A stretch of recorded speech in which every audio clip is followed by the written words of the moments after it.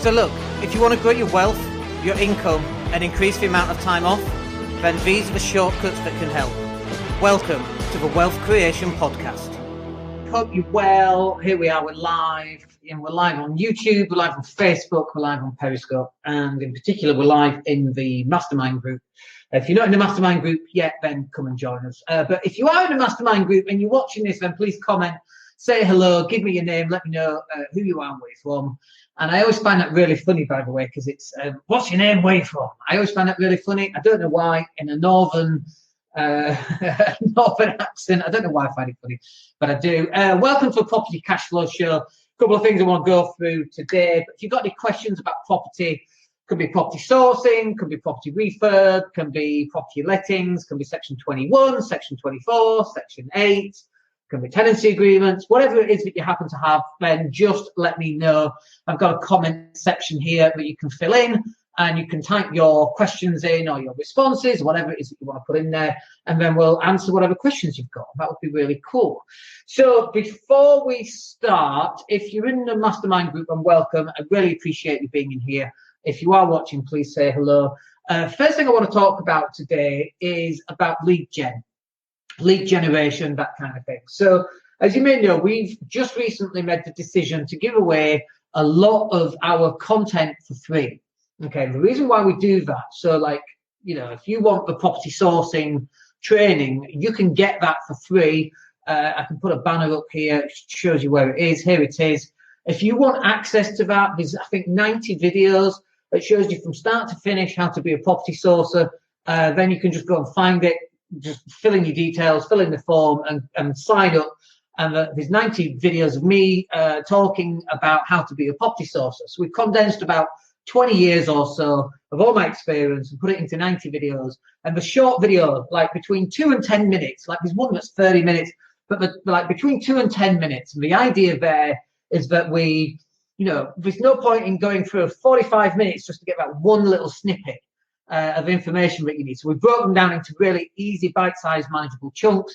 You get 90 days of access. There's 90 videos. There's one a day. It's a couple of minutes every single day. By the end of 3 months, you are a property expert from a learning point of view. And if there's anything that we've forgotten that should be on there, drop me a message, let me know. We'll stick it in there so we make it more comprehensive for people. But knowledge is just one side of your level of success. And I can't tell you how important it is to actually take action on some of this stuff. So we've had clients in the past and they'll come on board and we do 1 month of coaching. We get them up to speed and then they say things like, that's good. I know what I'm doing. Bye. I'm off. And that's it. We never hear from them again. And we know that we've failed. Okay. We don't want that for you. We want you to be successful. And doing something for 1 month isn't going to make you successful. I went out on a bike ride this morning. It's my first bike ride in 4 years. I can't go on a bike ride and go, I now know what I'm doing.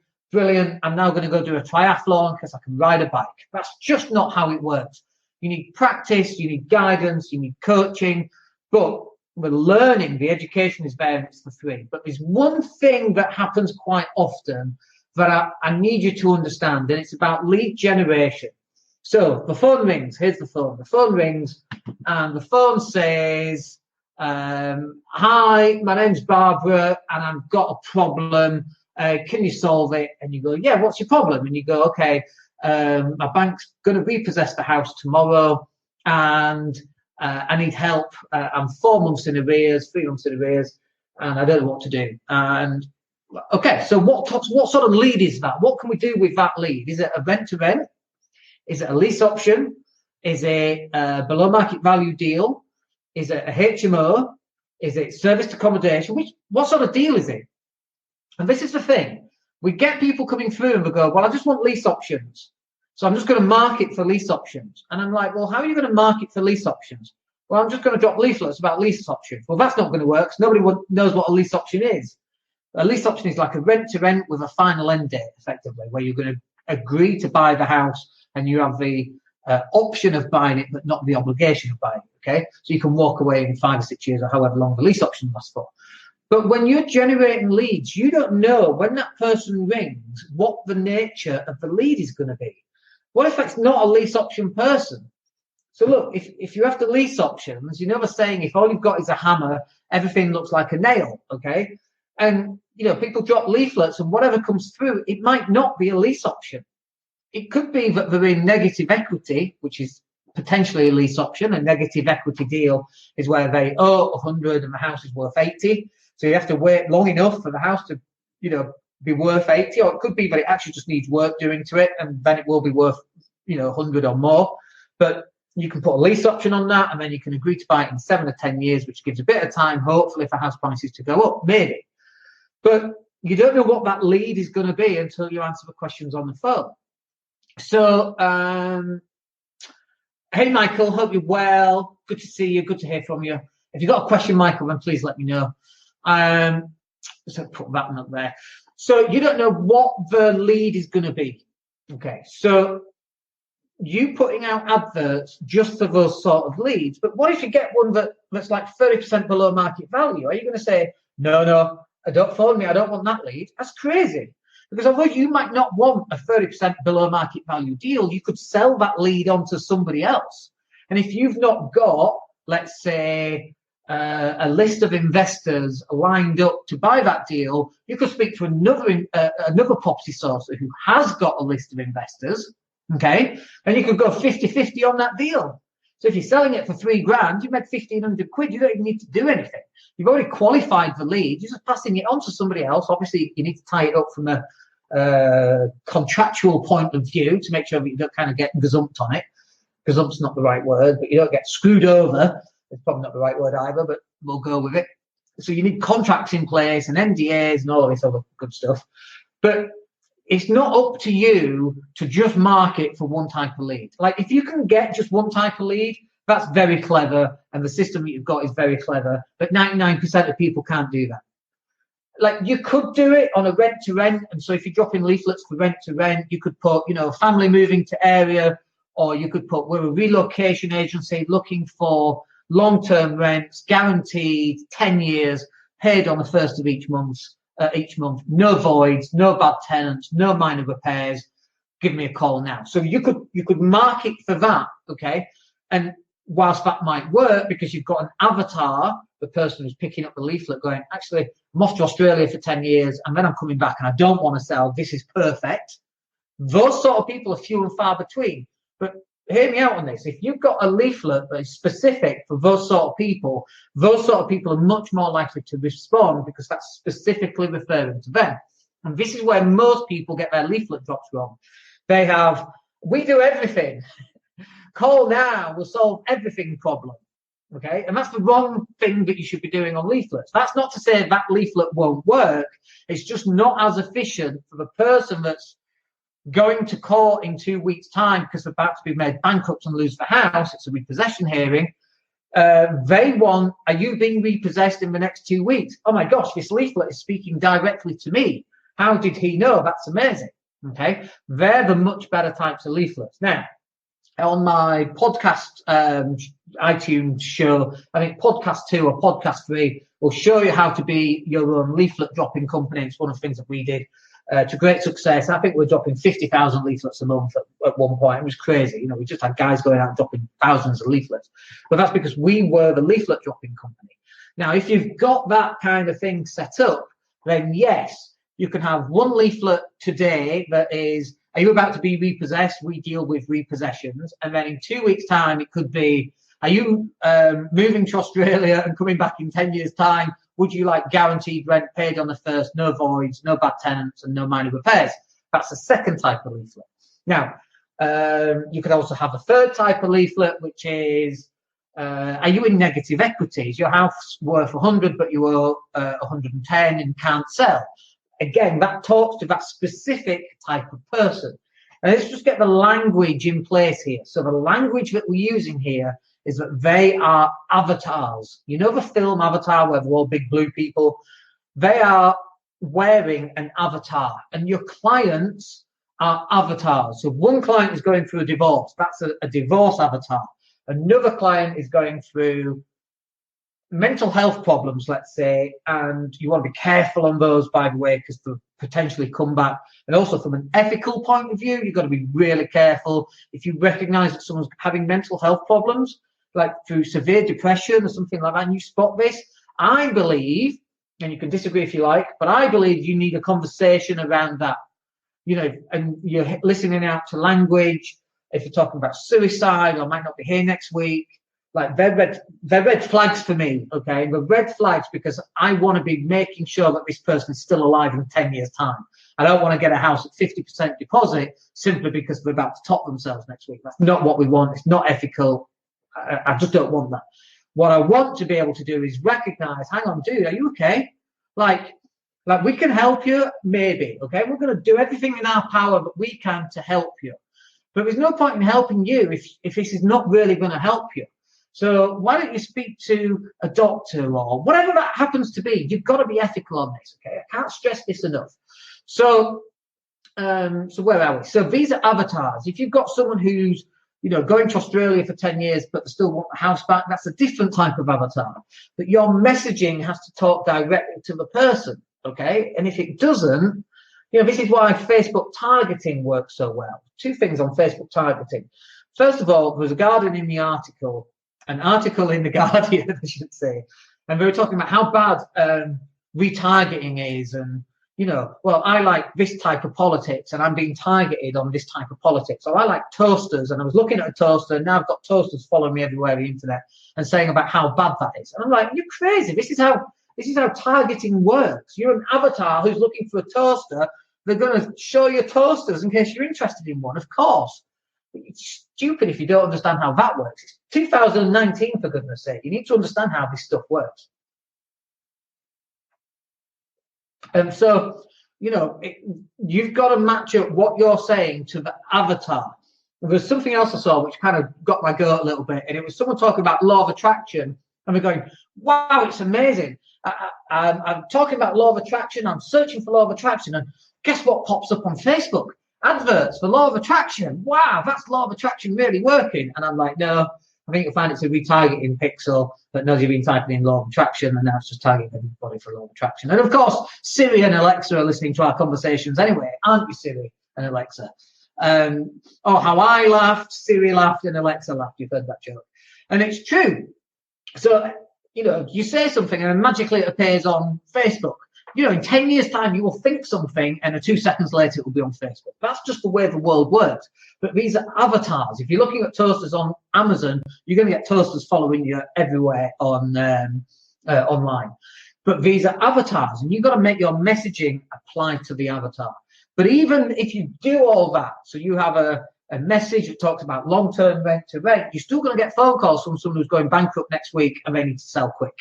Okay, they're in lots of debt. They've got equity in the home. But the home's one of those where it's, you wipe your feet on the way out kind of homes. I had one of those in Pontefract, and I went to see it, and it was filthy. I mean, there was feces all over the floor. The front door had been kicked in. I mean, it was horrific, And then 2 weeks later, the guy phoned me up. It's like, you never guess where I am. I'm like, where are you? I'm in Manchester. What are you doing in Manchester? I'm about to go on Jeremy Kyle. And I'm like, are you in the audience, or are you actually on Jeremy? And he was going on Jeremy Kyle. And his wife had some teeth missing. And you can guess what was going on there. But you don't know what phone call you're going to get. Okay. And that's what this little rant is about, is the type of marketing that you put out there. You cannot determine the types of phone calls that you're about to get. You will get everything. And it's like you should sort and filter some of these conversations, obviously, using a series of questions that are all in the property sourcing training. But just because it's not exactly what you're looking for, you need to think about how can you sell this deal on to somebody else. Even if you make 500 quid, 500 quid's 500 quid. That's 10,000 leaflet drops at £50 a thousand. So it's all worthwhile. So I just wanted to cover that. Have you guys got any questions on that? Let me know if you have. I'm more than happy to answer any of those.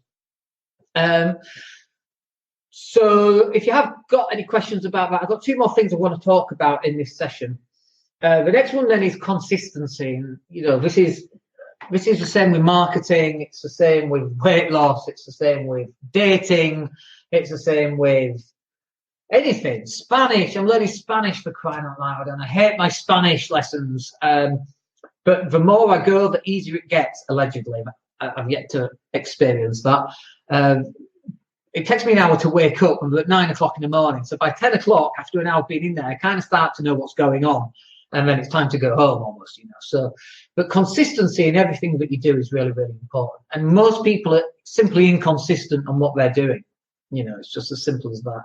If you're marketing for 3 or 4 months and then you give up and then you start marketing again for 3 or 4 months, you're not going to get the result that you're looking for. You've got to be absolutely consistent on this. If you're going out on 2 dates a day for the next 2 weeks, which is what I did, and then you give up for 6 months and then you do it again, you've got no momentum. You've got to keep your stuff going. If you're on weight loss and then you just give up because you're not having the results, weight loss is really funny because if you're measuring around the waist, I can talk from experience, and your waist isn't moving, you can get really depressed about that. But what you have to understand when you first start is that there's always, is it subcutaneous fat or is that the stuff under your tummy? I get confused. There's always fat around your organs. That's the stuff that's going first, right? Your waist measurement, you might lose some off your waist, but a lot of it's going from inside. My wrist watch, by the way, I normally have to use 4, what are they called? 4 little holes in the wristwatch. I've had to use 5 now because I've lost weight. I never had fat wrists, for goodness sake. Well, but even then my watch was getting loose. My swimming trunks are getting loose. But just because you're not getting immediate instant results doesn't mean that you give up. Because there's stuff that goes on behind the scenes that you can't see. This is the story of the bamboo, where you plant the bamboo and year 1, nothing happens. Year 2, nothing happens. Year 3, 4, and 5, nothing happens. Year 6, you come back and there's a 100-foot bamboo, and it's because from years 1 to 5, the bamboo was firmly planting its roots. Okay? So when you're putting out content, when you're putting out leaflet drops, when you're building up your mailing list, this takes time to do. It's not an instant fix. Well, I'm going bankrupt, Dan, and so I need money in by this time next week. I need 10 grand this time next week. Well, that's not going to work. How is that going to work? If you could do that in a week, you would have done that in a week already. It doesn't matter what the information is out there. Oh, yeah, but my mate has got this special system. Has he now? Yeah, has he now? It just doesn't work, right? So it's like driving the oil tanker. If I want to go left and I'm driving an oil tanker, you don't pilot them, you don't drive them. What do? Do you sail them? There's no sails on them. Anyway, you're on an oil tanker. I need to turn left. I don't turn left in 23 miles. I make the decision to turn left, and I start turning left 23, knowing that I'm going to turn left in 23 miles. I'm turning left now, right? It takes that amount of time for me to get left. And if you're going through a change of some kind, it's going to take you that amount of time to go through this change. It doesn't happen instantly. I'm on this weight loss, and I've been going since the end of August. And it feels like I have ups and downs. I do record it, by the way. I feel like I have ups and downs, but then when I actually look at the numbers, and it's the numbers that are important, not how I feel, right? Because it's the journey, it's the process in the journey. I'm cycling this morning, basketball game tonight. I've got swimming tomorrow, and then I've got the gym. I've got basketball outside on Friday, and then I've got the gym. I have to fall in love with the process of doing that. Now, going to the gym is potentially going to put muscle on, so I weigh more. It doesn't mean I give up on the weight loss just because the scales are increasing. I have to put it into context of all the numbers. So like on weight loss, I'm 75 kilos. At the end of October, I was 76. At the end of September, 76.5. So I'd only dropped half a kilo. I mean, still pretty good, right? At the end of August, I was 80. So I still dropped, 5 kilos there from the end of August. And at my heaviest, at the end of July, I was 83. So that's good. It's an 8 kilo loss. Last week, I was 74 kilos. I've gone back up. So what? It's the process. And too many people give up because you've not got the immediate results. And it's consistency. Do it day in, day out. Because I know that by the end of November, I might be 74. I might be 74.5. Then by the end of December, I might be 73 or 70, whatever it is. It doesn't matter. It's the process. It's continuing the process of doing it day in, day out, come hell or high water, like Brexit. Boris, we're definitely leaving on the 31st. Right on, Boris. Try and get through a conversation without mentioning Brexit. It's very difficult these days, isn't it? Oh, we've not had a lot of politics in the last 3 years. I know what, let's have a general election. Great idea. So, consistency. You've got to put this stuff in, day out. And just because you're not getting the results right now doesn't mean that you give up. You double your efforts, you triple your efforts, you keep on going, you become more consistent. If you're running Facebook Lives once a day and you're not getting the results that you want, you go live twice a day. You go live 3 times a day. You go live on YouTube and Twitter and Instagram and not LinkedIn because it's an application process and whatever else, right? You got to keep going and keep going and keep going, because that's one of the things.